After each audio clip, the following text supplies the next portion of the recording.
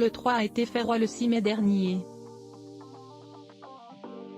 Aux côtés de Camilla, devenue reine à son tour. Mais avant cela, il a fallu de nombreuses années au couple pour voir son statut évoluer. Car c'est avant même de connaître Diana que le roi qui n'était alors que prince de Galles est tombé sous le charme de Camilla Parker Bowles. Mais s'il la demande en mariage en 1972, Camilla refuse, lui disant qu'elle l'aime mais qu'elle ne peut l'épouser. Ils poursuivent néanmoins leur relation d'amant, alors qu'elle est mariée à Andrew Parker Bowles. À la fin des années 1980, celui-ci est muté en Rhodésie et Camilla a fait le choix de rester en Angleterre avec leurs enfants. De son côté, le fils aîné de la reine Elisabeth II doit se marier et sa maîtresse va avoir un rôle majeur dans le choix de sa future épouse, comme révélé dans l'ouvrage Charles III le mal-aimé, édition City.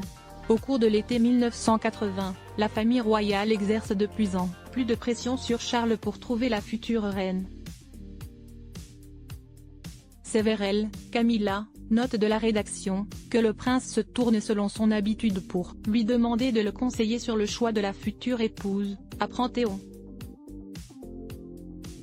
Camilla a-t-elle été une sorte de maquerelle fournissant à Charles de jeunes aristocrates en âge de se marier qui seraient mises au rebut si elle ne réussissait pas l'examen de passage? La réponse doit être nuancée.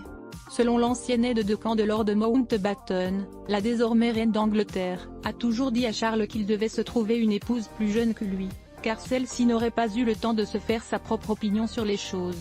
Camilla entendait bien aider son amant à trouver la proie idéale, une femme qui ne l'embêterait pas trop. Et son dévolu va se jeter sur Diana Spencer. Elle pourrait bien être exactement celle que vous recherchez, dit-elle, partage l'auteur Bertrand Meyer-Stably. Camilla Parker Bowles va alors pousser la candidature de Diana. Elle dit « J'ai parlé de Diana à plusieurs personnes, et toutes se sont accordées à voir en elle une jeune fille délicieuse. Pas une lumière, mais aimable, attentionnée et parfaite avec les enfants. Elle peut être façonnée dans le bon sens. Et elle est d'une excellente famille, découvre-t-on.